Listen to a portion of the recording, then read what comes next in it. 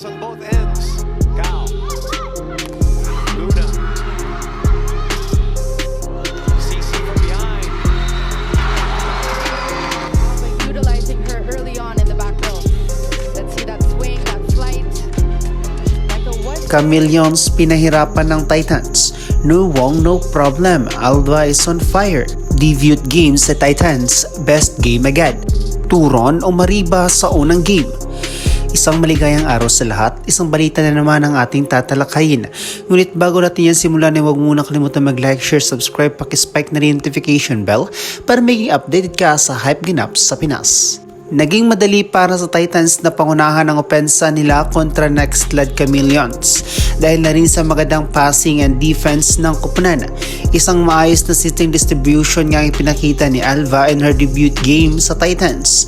Dahil nga rito ay napatumban nila ang Next Led in straight sets sa score na 25-12, 25-22 at 25-18. Carnation nga ang ginawa ng Titans sa Next Led lalong-lalo na sa mga pamatay na spikes ni Rondina. Gumagana na rin si Tolentino at 100% ngang bumalik ang posture ni Kat as opposite hitter. Maganda nga ang bigayan ng bola ni Alva na naging dahilan sa maayos na play ng CMFT.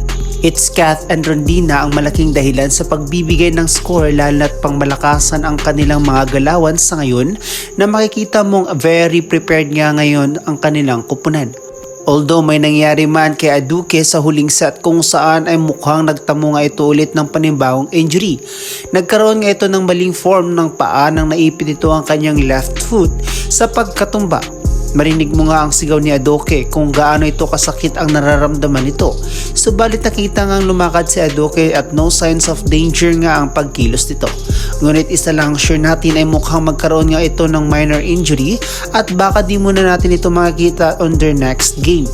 Subalit kahit na may masamang pangyayari, sinubukan pa rin ng Titans na tapusin agad ang laro at nagtagumpay naman sila rito. Pinakita nga ng UB team kung gaano sila ka-composed at paano ito kumakapit para maipanalo ang kanilang laban. No Wong inside the court is a no problem. Dahil maganda naman ang debut game ni Alba kung saan nakapagtala ito ng 18 excellent sets sa loob ng 3 sets. Since Dina Wong is still in the process of healing, ay di pa natin sure kung pagkakatiwalaan ito ni Coach Dante na maipasok sa game. Subalit may Ferrer pa naman na pwedeng humalili kay Alva kung kinakailangan ni Coach Dante na baguhin ang kanyang play. Sa ngayon ay on fire pa rin ang Titans at mukhang road to finals nga ulit ang kanilang aim for this conference. Mga ka-Spike, isa ka ba sa humanga sa ipinakitang performance ng CMFT? O sa tingin mo may kailangan pa silang baguhin sa ngayon? Gusto mo ba ulit makita si Wong na maglaro para sa CMFT? Baka may sarili kang opinion about this matter. I-comment mo na yan. Salamat sa pagtutok mga ka-Spike. Sana di ko nasayang ang oras mo. Kaya don't forget to like and subscribe. Salamat sa suporta.